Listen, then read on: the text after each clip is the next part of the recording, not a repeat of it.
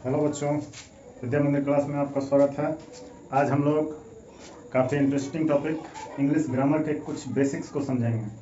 ठीक है, तो सबसे पहले इंग्लिश ग्रामर आखिर होता क्या है, इंग्लिश ग्रामर का स्पेलिंग क्या है, उसको सबसे पहले देखिए, क्योंकि अक्सर बच्चे स्पेलिंग में ही मिस्टेक करते हैं।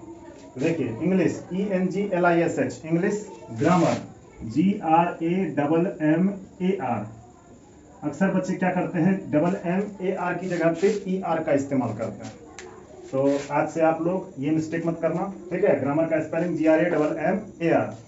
तो आज हम लोग एकदम जीरो लेवल से, जीरो से भी कहो तो थोड़ा नीचे लेवल पे चले जाएंगे, ठीक है। वैसे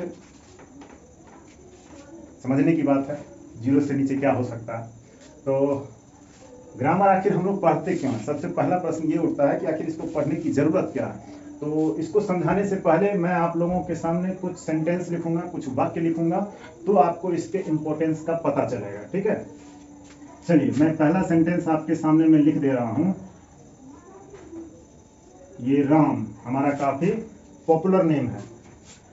राम आम हाथी है।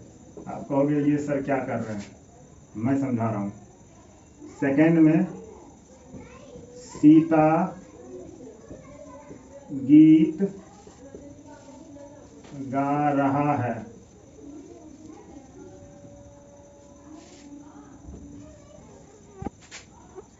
तो हम लोग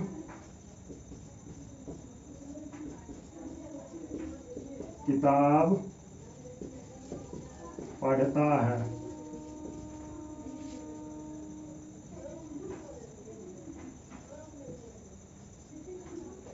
मेरा पिताजी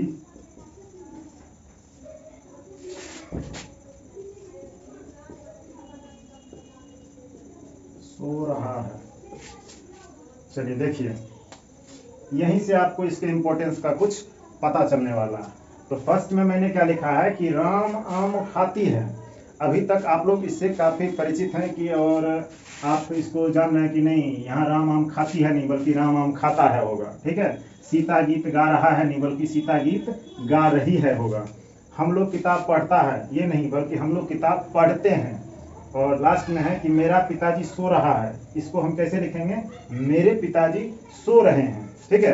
तो ये सब जो आप सही करके बताओगे या सही करके आप बोलते हो, तो वह किसकी देन है, ग्रामर की ही देन है, ठीक है।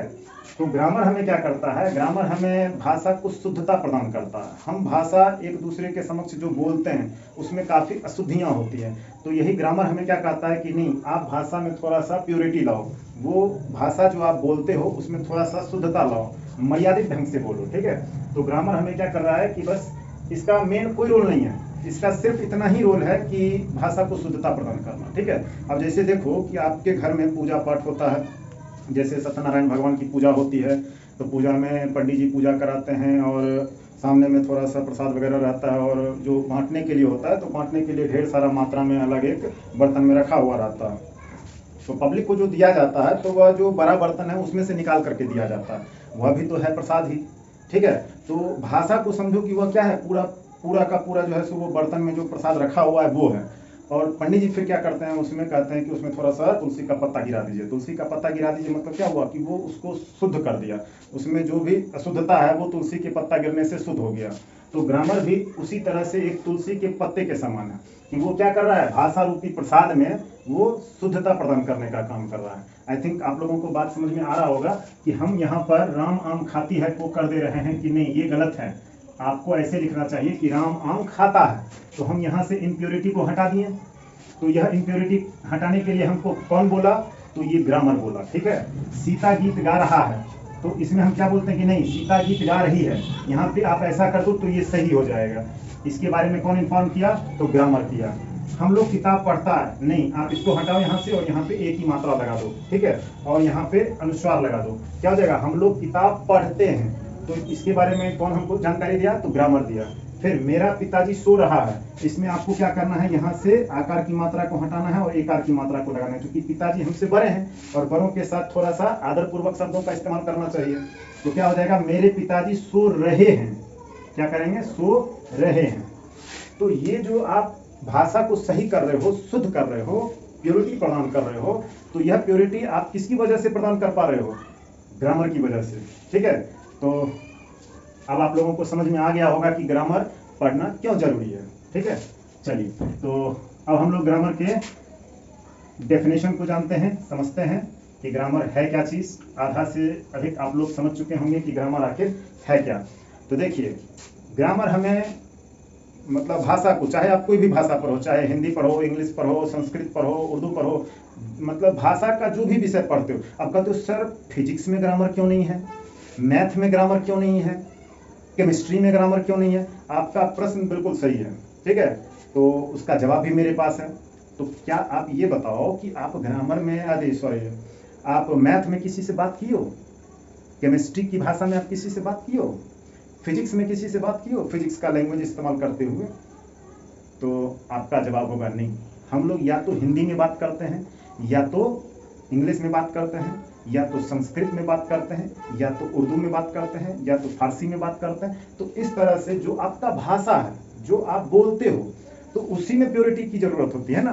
तो ये क्या करता है, भाषा को शुद्धता प्रदान करने का काम है, इसका और कोई काम नहीं है। ठीक है, तो भाषा जो भी आप पढ़ो उसमें आपको उसका व्याकरण पढ़ने को मिलेगा। ठीक है, तो आज हम लोग इंग्लिश ग्रामर को देख रहे हैं, तो हम लोग इंग्लिश ग्रामर के डेफिनेशन से परिचित हो जाते हैं। ग्रामर का जो डेफिनेशन है, बस उसमें आप इंग्लिश की जगह इंग्लिश लगा दो, हिंदी व्याकरण का बोले तो उसमें हिंदी वर्ड को ऐड कर दो, संस्कृत के बारे में बोले तो संस्कृत वर्ड को ऐड कर दो, और कोई अंतर नहीं है। तो हम क्या बोल सकते हैं इंग्लिश ग्रामर के बारे में? तो इंग्लिश, यदि मेरा लिखा हुआ आपको छोटा दिख रहा हो तो उसके लिए आप बिल्कुल भी चिंतित ना हो, आपको सारा डेफिनेशन आपको नीचे स्क्रीन पे टाइप किया हुआ मिल जाएगा।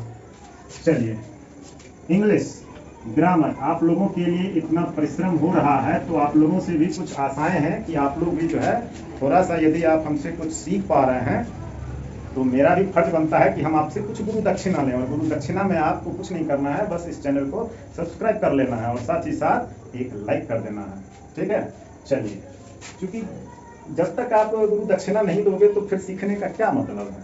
ठीक है, चलिए, तो इंग्लिश ग्रामर टीचेज अस, TEACHES, teaches us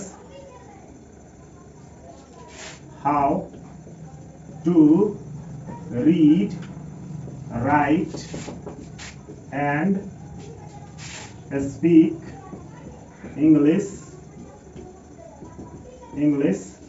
correctly. Clear है? अब इसके अर्थ को समझिए।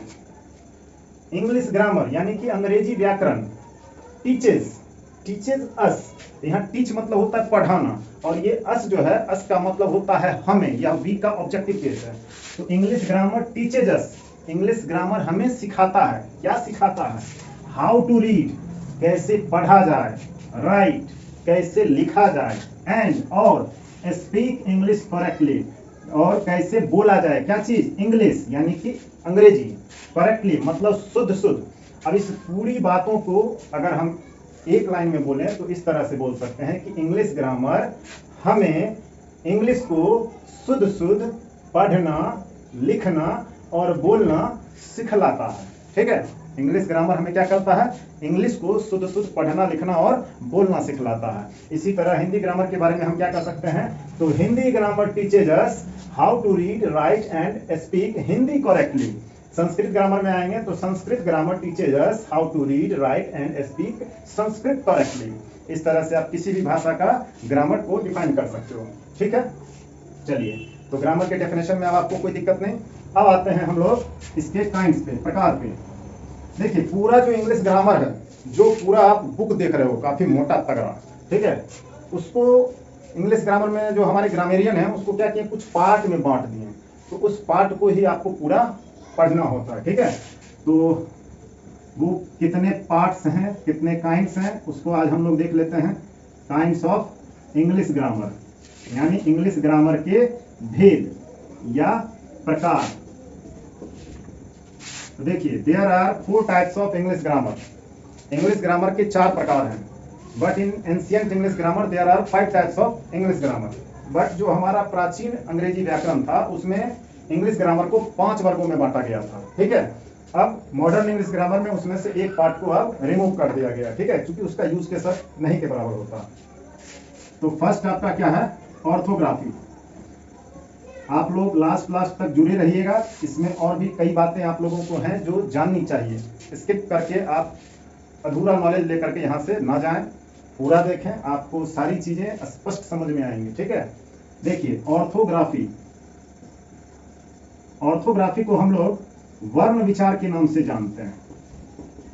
देखिए आज हम लोग सिर्फ इंट्रो ले रहे हैं इंग्लिश ग्रामर का, इसलिए आप लोग चिंतित ना हो, मैं शॉर्ट में ही वीडियो को एंड करूंगा, ज्यादा लंबा नहीं जाएगा, आप लोग थोड़ा सा वेट करें। आज हम लोग सिर्फ इसके इंट्रो को जानेंगे, ठीक है, और उसके बाद फिर हम जो इसके पार्ट्स को लिखे हैं फिर उसको हम अगली क्लास में रखेंगे, एक ही क्लास में मैं इसको बड़ा नहीं करूंगा, ठीक है। तो फर्स्ट आपका क्या है, ऑर्थोग्राफी। ऑर्थोग्राफी इट मीन्स वर्ण विचार। अब ये वर्ण विचार क्या है, तो देखिए इसके नाम में ही इसका अर्थ छिपा हुआ है। आप लोग को इससे शायद कुछ समझ में नहीं आया होगा कि ऑर्थोग्राफी पल्ले नहीं पड़ रहा है, लेकिन इससे आपको कुछ हिंट मिल रहा होगा। देखिए आप वर्ण से परिचित होंगे, वर्ण यानी कि अक्षर, वर्ण यानी कि अक्षर, इंग्लिश में उसी को हम क्या बोलते हैं, लेटर। लेटर वो नहीं जो हम लोग पत्र लिखते हैं वो वाला लेटर नहीं, लेटर यानी कि अक्षर की बात हो रही है। तो वर्ण विचार यानी कि जिसमें हम लोग वर्णों का अध्ययन करते हैं, वर्णों पर विचार करते हैं, ठीक है, तो वो आपका हो जाएगा ऑर्थोग्राफी। तो इसको सिंपली हम डिफाइन कर सकते हैं, अ study about letters, a study about letters, यानी कि जिसमें लेटर का अध्ययन किया जाता है, वर्णों का अध्ययन किया जाता है। जितने भी अंग्रेजी में वर्ण हैं उन सब का अध्ययन किया जाता है। इंग्लिश में कितने वर्ण हैं आप लोगों को सबको पता होगा, टोटल 26, और यही 26 लेटर पूरा 10 लाख से एबव वर्ड का निर्माण कर चुका है। आप कोई भी वर्ड को उठा लो, पूरे 10 लाख में से कोई भी वर्ड उठा लो, वह उन्हीं 26 लेटर से यूज करके बना हुआ है। तो काफी पावरफुल है, इसको हल्के में ना ले, ठीक है। आप लोगों को लेटर का अच्छे से जानकारी होना चाहिए। देखिए लेटर का यदि आप अच्छे से जानकारी ले लेते हो तो आपको इंग्लिश का जो स्पेलिंग एरर होता है, स्पेलिंग मिस्टेक होता है, उसमें आप काफी हद तक जो है सुधार कर पाओगे, ठीक है। तो उसके बाद जब आप लेटर का अध्ययन कर लेते हो अच्छे तरीके से, तब आपके लिए शब्द बनाना, शब्द को स्पेल करना यानी कि उसका स्पेलिंग लिखना, वो सब आपको आसान बन जाएगा। तो स्टेप बाय स्टेप हम लोग चले तो ज्यादा बेहतर होगा। सेकेंड में है आपका इटीमोलॉजी। सेकेंड क्या है, इटीमोलॉजी, ETYMOLOGY, इटीमोलॉजी। इटीमोलॉजी को हम लोग क्या कहते हैं, शब्द विचार। स्पष्ट हो रहा है आप लोगों को, ये शब्द विचार क्या है, शब्द से परिचित है, शब्द यानी कि वर्ड, तो जिसमें हम लोग वर्ड का अध्ययन करते हैं, शब्दों का अध्ययन करते हैं। जब वर्ण से ही तो शब्द बना है, अब ये शब्द क्या है, वर्ण क्या है, वो फिर एक अलग टॉपिक है, उसको हम इस टॉपिक के अंतर्गत रखेंगे, ठीक है। फिलहाल अभी आपको इतना जान लेना है कि जिसमें हम लोग लेटर का अध्ययन करते हैं वो हमारा वर्ण विचार के अंतर्गत आ जाता है। जिसमें हम लोग शब्दों का अध्ययन करते हैं, विभिन्न प्रकार के शब्दों का अध्ययन करते हैं, वो हमारा शब्द विचार में आ जाएगा, यानी कि इटीमोलॉजी में आ जाएगा। आपको इससे भले ही आपको पता ना चले, लेकिन आपको इससे पता चल जाएगा कि हम किसकी बात कर रहे हैं। तो यहाँ पे क्या हो जाएगा, study about words, study about words, यानी जिसमें वर्ड का अध्ययन किया जाता है। क्लियर है। अब देखिए आगे बताने से पहले कुछ चीजें आप लोग और जान लीजिए। देखिए अभी आप लोग जो इस चीज को नहीं जान रहे होंगे उनको लगता होगा कि ये सब तो पहली बार सुने हैं, ये सब तो कभी सर बताए ही नहीं है। देखिए इस नाम से आपको कोई मतलब चैप्टर नहीं मिलता है ग्रामर में, ठीक है। आप सिंपली देखो, आप लोग या हम लोग बोलते हैं कि हम लोग भारत देश में रहते हैं, लेकिन भारत देश नाम से कोई स्टेशन तो है ही नहीं। अब ये भारत है कहाँ? बोलते हैं बिहार में रहते हैं, बिहार नाम से स्टेशन है कहाँ? पता ही नहीं। इसी तरह से आप देखो इन नामों से ये समझो कि आप भारत, बिहार, ये सब जैसे स्टेट है, उस नामों से आप कोई स्टेशन या बस स्टैंड या कोई खास जगह लिखा हुआ आप नहीं देखते हो। लेकिन आप जहाँ रहते हो तो आप देखते हो कि हाँ ये बिहार के ही अंतर्गत आता है, ठीक है। तो उसी तरह से आप जान लो कि जो आप लेटर के बारे में अध्ययन कर रहे हो, ABCD पढ़ रहे हो, ठीक है, और ये सब जो पढ़ रहे हो वो सारा आपका वर्ण विचार के ही अंतर्गत आता है, ठीक है। शब्द बनाना जब आप सीखते हो तो वो आपको सारा का सारा आपको इटीमोलॉजी के अंतर्गत आ जाता है। जितने भी आप वर्ड्स देखते हो, आप सुने होगे, रट्टा भी मारे होगे, कि all the English words are divided into 8 groups. याद आ रहा है कुछ कुछ? तो देखिए वहां पे हम लोग क्या कर रहे हैं, शब्दों को 8 भाग में बांट रहे हैं। ठीक है, तो all the English words are divided into 8 groups according to their work they do in a sentence is called parts of speech. और पार्ट्स ऑफ स्पीच नाम से तो परिचित है, लेकिन उसके यदि हिंदी मीनिंग को देखो तो उसका मतलब होता है शब्द भेद।